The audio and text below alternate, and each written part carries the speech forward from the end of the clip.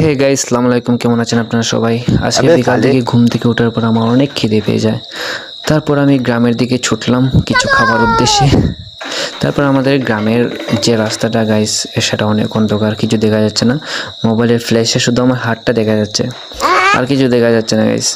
তারপর চলে গেলাম আমি সেই দোকানটাতে, ছোট্ট একটা দোকান গাইস, আমাদের গ্রামের প্রয়োজন মেটায়। এই দোকানটাতে যা কিছু চাইবে তাই পাবে, আর মাঝে মধ্যে কিছু কিছু জিনিস পাওয়া যায় না। সেম আমার সাথে হয়েছে, আমি যে জিনিসটার জন্য এসেছিলাম সেটা আমি পাইনি এখানে।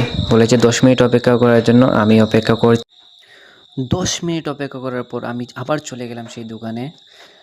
আর finally I got this guys. কি এটা আমি তোমাদেরকে দেখাচ্ছি। এটা হলো রাউন্ড বল, যেটাকে আমরা রাউন্ড বল বলে থাকি। সেটা খেতে খুব স্বাদ গাইজ, খুব স্বাদ, খালি খাওয়া যায়। ऐसा मत करो मेरी जान।